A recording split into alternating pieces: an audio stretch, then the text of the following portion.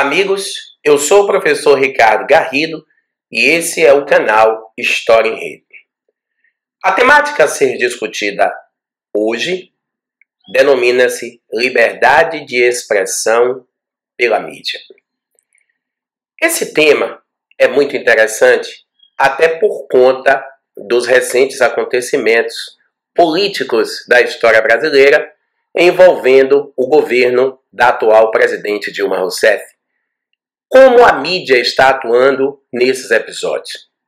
Nós temos visto, novamente, como eu disse em aula anterior, uma divisão muito grande de opiniões no Brasil.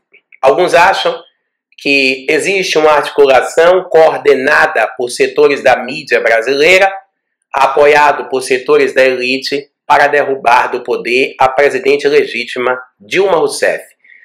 Por isso, alguns setores, esses mais ligados ao Partido dos Trabalhadores, dizem que trata-se, essa ideia de impeachment, de derrubada do poder da presidente, trata-se de uma manobra golpista articulada pela mídia, notadamente a Rede Globo de televisão.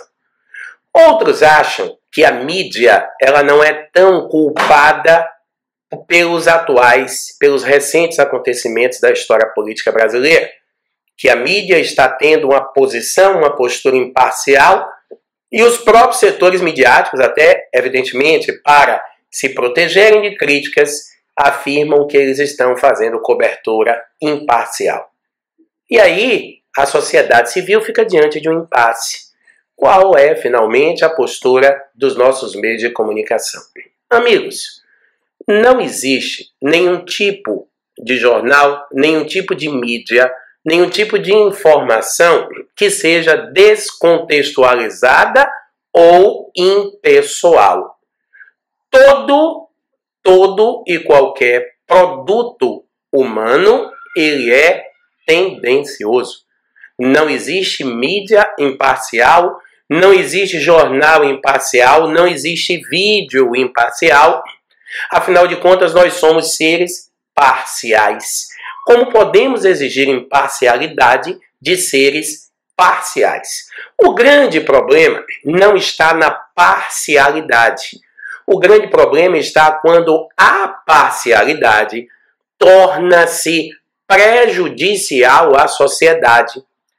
Será que o que está acontecendo agora com a mídia, essa parcialidade midiática em torno das manobras antipetistas, é prejudicial para a sociedade? Será que não é? É uma reflexão que precisamos fazer. O fato, e é notório que saibamos, é que os meios de comunicação, lamentavelmente, manipulam as informações e induzem os indivíduos a agirem da forma que eles acham ser a forma correta. É muito perigoso esse processo de manipulação conduzido pelas mídias. Não só no Brasil. É interessante que coloquemos que esse processo de utilização dos meios de comunicação para a formação da opinião pública, para arregimentar o governo, ele advém desde a Alemanha hitlerista. Lembremos que Hitler tinha o Ministério da Propaganda, conduzido por Goebbels, que é considerado até hoje pelos publicitários como o pai da propaganda moderna. Portanto, utilizar os meios de comunicação como mecanismo para promover A, B ou C é uma característica comum na sociedade. Então, o que nós, como cidadãos, temos que fazer?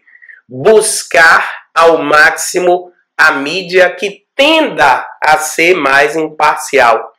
Agora, buscar informações de mídia que tenda a ser menos imparcial não significa dizer que desprezemos a mídia tendenciosa ou parcial. Não podemos menosprezar absolutamente nenhum tipo de informação. Por quê? Se a gente pode abrir a boca e afirmar que tal meio de comunicação é tendencioso e tal meio de comunicação não é tendencioso, nós só podemos fazê-lo se tivermos acesso a esses meios de comunicação. O fato, como nos ensina o historiador Mark Bloch, é que todos nós, sem exceção, devemos ler nas entrelinhas. Sempre existe algo nas entrelinhas que não foi dito. Por que é importante, como nos alerta o Mark Bloch, historiador, criador da Escola dos Análises, ler nas entrelinhas? Porque nas entrelinhas estão informações que poderão abrir verdadeiramente a consciência para o que de concreto está acontecendo. Então, aqueles que são adeptos da Rede Globo e acham que a Rede Globo é a dona da verdade, tomem cuidado. Vocês estão sendo marionetes. Aqueles que são adeptos da Rede Bandeirantes e acham que o Jornal da Band é imparcial, cuidado que você também está sendo manipulado.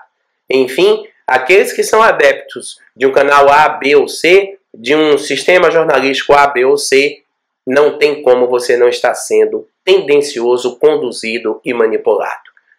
Nós, como cidadãos pensantes, sobretudo nós que temos acesso à informação, ao conhecimento, devemos filtrar ao máximo as informações e passar para a sociedade as informações menos tendenciosas possíveis, principalmente da parte de um professor, de um historiador. Então, não acho que o que está acontecendo hoje é apenas uma manobra de uma mídia e de que toda essa mídia seja uma mídia golpista. Eu reconheço, enxergo sim, que existem setores da mídia que exageram na dose, que ficam tentando locupletar-se de alguma forma, quer seja com a queda do PT, quer seja com a manutenção do PT, ou de qualquer outra situação política, como também reconheço que existem setores da mídia que buscam ferozmente dar uma visão mais imparcial, menos tendenciosa, embora isso seja impossível. E também devemos lembrar de algo muito significativo. Quando nós falamos de mídia, de meios de comunicação e de informação, extrapolamos os limites do que se chama, do que nós historiadores chamamos de mídia convencional, mídia formal.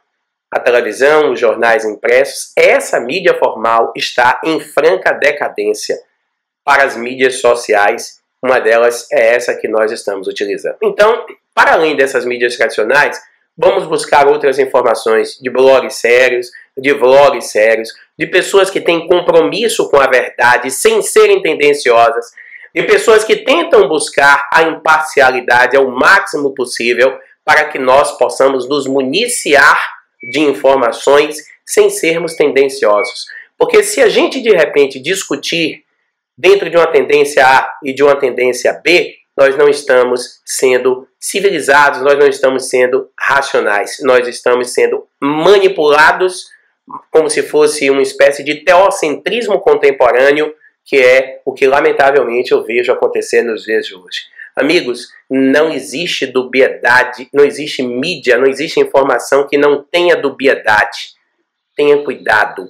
O fato de você defender tal agremiação política ou outra qualquer não significa que você é um elitista, que você é um pobre, que você é um pé rapado.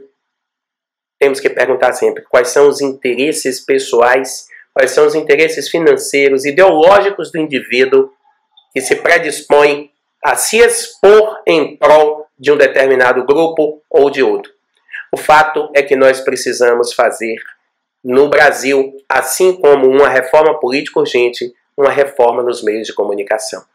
Os grandes meios de comunicação no Brasil encontram-se nas mãos de poderosas famílias de políticos, invariavelmente. E isso é algo que a gente precisa refletir. Por que os políticos insistem tanto em controlar os meios de comunicação? Porque para usá-los como manobra, como instrumento de poder, e isso é muito perigoso. Então, o Brasil precisa fazer uma reforma nas comunicações, no Ministério das Comunicações, para criar outros critérios para o funcionamento de canais de TV, para o funcionamento de canais midiáticos, porque os critérios que nós temos hoje datam da época da ditadura militar e não se alteraram muito.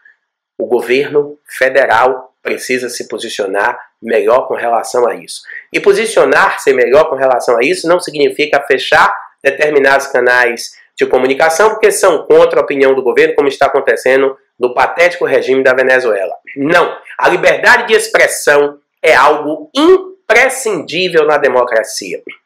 A democracia, como diria o conservador Churchill, é o pior de todos os sistemas que existe, com exceção dos outros. É bem interessante isso vindo de um conservador, porque a democracia burguesa pode não ser o melhor regime do mundo, mas é um regime que poucos corruptos podem ser punidos. A democracia pode não ser o melhor regime do mundo, mas é um regime em que poucos que cometem o mal podem sofrer alguma sanção. A democracia pode não ser o melhor regime do mundo, mas é o único regime que existe concretamente na sociedade que permite uma liberdade de expressão, uma liberdade de opinião muito grande. Então, vamos ter cuidado ao ler uma notícia, ao assistir um telejornal e fazer as interpretações lendo sempre nas entrelinhas. Estou aqui para ajudá-los sempre que for possível. Inscrevam-se no nosso canal História em Rede e participem conosco dessa videoaula e das próximas que surgirão. Sugerindo temas, participem conosco. Também curtam a nossa fanpage no Facebook, Professor Garrido. Ajudem a divulgar os nossos meios de comunicação para fazermos com que a cultura esteja acessível ao maior número de pessoas. Um abraço cordial a todos vocês e até a próxima.